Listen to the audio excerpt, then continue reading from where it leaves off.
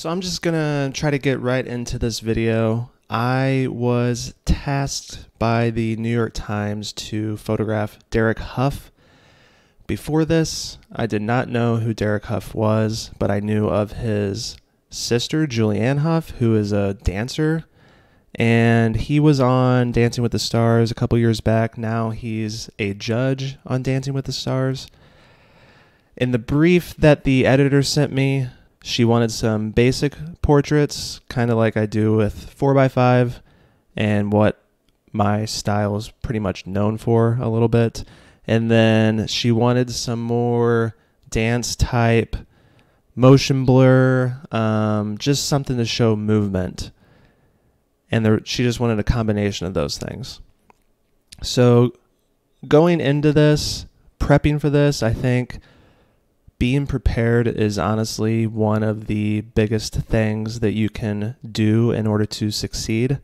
And it's the easiest thing you can do as well. So I had never been at Stiefel Theater. So I got on their website and they had a virtual tour where you could walk around virtually and see pretty much every nook and cranny of this place. I was set to arrive at 2 p.m. and that way I could have like an hour to scout different locations in the theater. And then at 3 p.m. to 3:45 would be the actual portraits. And I found one spot in the back by these ropes where they use for the curtains of the theater. And they had some lights that were shining down on those ropes. And I thought that would be a very interesting spot for some portraits. So that was one good location that I found. And then I was hoping at some point I could get on just the center of the stage and maybe ask around and get some lighting or a spotlight of some sort in order to get a silhouette. When I was scouting these locations on the virtual tour, I was looking for certain spots that I could potentially set up my 4x5, have it ready to go, and then I could go do some other stuff, and then we could go to the 4x5 setup, get that photo, and then move on to other things. I was up on the stage. I got to talking to this stagehand named Joe, and he told me that there was this little lounge over to the right with a lot of old-time furniture and old-time lights, and they had these big windows with natural light. So he's like, maybe you can go over there and see what it's all about, maybe get a portrait in there. So at this point, 3 p.m. came very fast. I was surprised by how quickly time flew by, but I went in, I met Derek. I hadn't met him before that, but he was dressed to the nines, ready to go. And the first photos that we took were right over by the rope setup. So I messed around a little bit with some flash and some silhouettes with these portraits. And right away, I knew that he was just very comfortable in front of a camera, which I'm sure he does shows all the time. He's a performer. And he was just knocking out poses left and right, looking different ways, looking at me. Just very easy, very relaxed, and just very enjoyable to shoot portraits of someone that is that comfortable. So after those photos over by the pulley system, we actually went to the center of the stage. And this is when the preparation comes in handy, because beforehand I was talking with the lighting crew there. And I don't know if they work for the theater or they travel with Derek all over the country, but I asked them beforehand around 3 p.m. if it would be cool if we could get a spotlight on the center of the stage and do some photos there. So they were cool with that. And then when we got to the center of the stage, they had the spotlight ready to go, shining from the back. And I showed Derek some inspirational photos, some dance moves that I thought would look cool in silhouette. And he started to do them. And the first ones I got, I don't have them to show, but he actually jumped up too high and his hand went out of the frame. And after every one of these shots, I was showing him the back of my camera and just showing him exactly what I was shooting. So I just got down a little bit more. He did the same thing. And we captured some in perfect motion where there was no motion blur. And then I also did some with a little bit of movement and motion blur that I thought added to just the dramatic nature of it, just to show a little bit of movement and some action.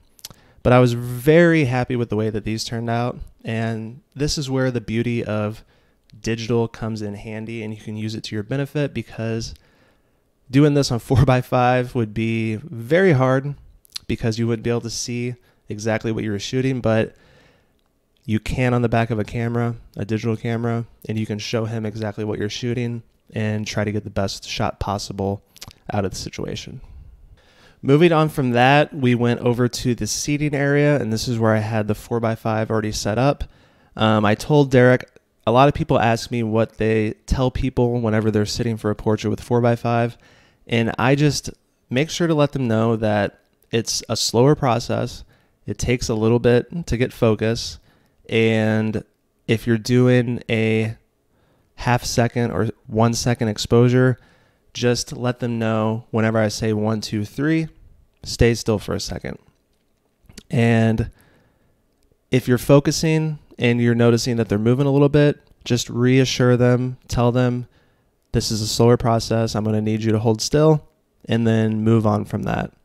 And then if you're focusing and you're about to take the shot and you realize that they moved a little bit, don't be afraid to just go under the dark cloth, focus again, and then get the shot, because film is very expensive and you want to get the best shot possible. You're there. I know that you're there in a short amount of time, but you're also there to get the best shot possible. So don't be afraid to just get under there and focus again. But I got these two shots, just one looking at the camera and one looking off camera, and it turned out okay. But at this point, time was running out quickly because we actually got started around 3:15, and I knew that I only had until 3:45, so we were probably halfway done. And we actually moved back to the stage, and I showed Derek this pose of a person sitting down on the ground in this dancerly sitting position. And I showed him that, and he was super open to it, so he actually sat down on the stage. And at this point, they were doing some very crazy lighting, and it was just streaks of light. And the color versions of this looks pretty intense because it was a red light, and it didn't look good at all in color to me. So I made all of these black and white, and he was just posing a little bit, throwing his hand up, just doing a variety of poses, and that helps out with me because I'm just sitting there taking photos. After those, we moved over to the lounge area, and I ended up taking one of my favorite portraits, and it's the one that I actually printed in the darkroom.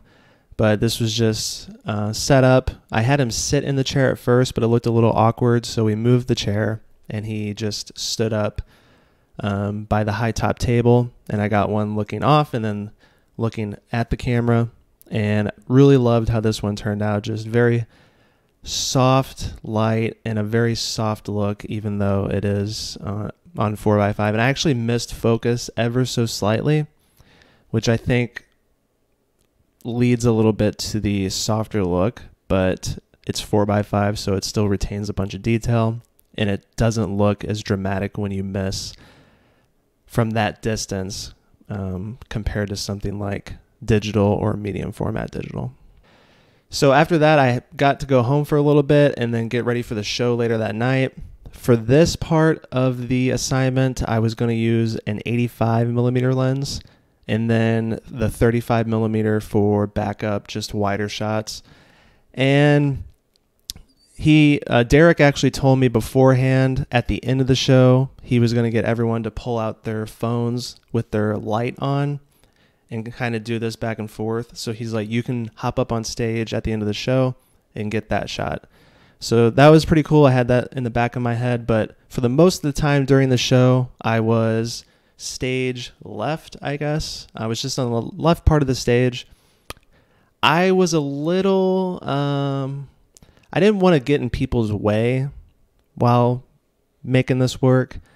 So I stayed off to the left a lot, and I didn't really move that much.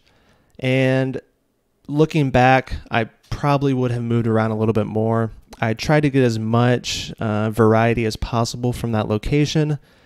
And it did help out that he had so many costume changes, and the lighting was constantly evolving and changing. But I was pretty pleased with how these turned out.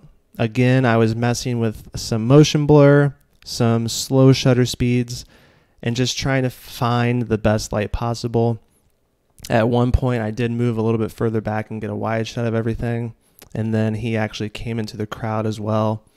And I got some wide shots of that. And then at the end of the show, he did do the phone light thing. And I got up on stage and got these shots. And with the 1/8 black pro mist on your camera, definitely gave a blooming effect with everything. Maybe a little too much, but I didn't not like it. And I liked how this turned out. And I liked how all these photos turned out, honestly. It was a good mix of standard portraiture and then a little bit something different with a longer lens, and photographing a performance was very different for me.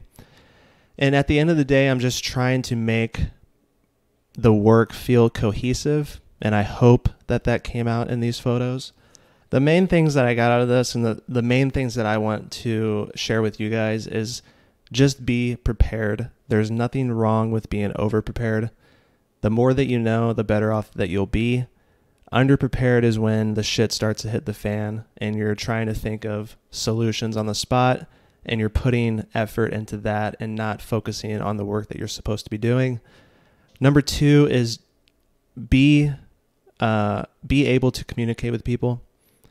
I talked with the editor a lot before this just to make sure I knew exactly what she wanted. I was talking with Derek's agent just to get what he was wearing, maybe just know his schedule down to the minute, so you're not running around like a chicken with your head cut off trying to get things done. And there's nothing wrong with asking a lot of questions. I would rather ask way too many questions and know way too much than not ask enough and not know anything. And then 3, and this is for life in general, this is for photo work, video work, any creative skill where there's you and you're working with other people. Don't be an asshole. And I see this so much, and I'm able to see it because I was like this 3 years ago. I was a shit talker. I would talk about anything and everything under the sun, and it was because I was insecure and I wasn't making the work that I wanted to make. So I acted out and I would talk shit in order to get likes, and I would get views and comments and other angry people out there to agree with me, and that's the way that I would get attention. It would not be getting attention with my work or anything that I made. It would just be my shit talking. And there's plenty of people that are doing that now. And there's plenty of people that I would not hire myself, or I would not recommend myself, just based on how they conduct themselves on their social media or when they're out in public. It's okay to talk shit within your little friend circle or your group chat. That's where that should stay. And you shouldn't be talking that much shit, period. But if you're going to do it with your friends. Do it with people that are you're super close with. There's absolutely nothing to gain from shit talking people out in public on social media. Because people see that, people that hire photographers see that, and it's not a good look. But I hope you guys got something out of this. If you have any questions about this assignment or any other assignment I've done in the past, let me know. Leave a comment down below, like and subscribe, and I'll see you guys later. And lastly, a thank you to the sponsor of this video, Squarespace.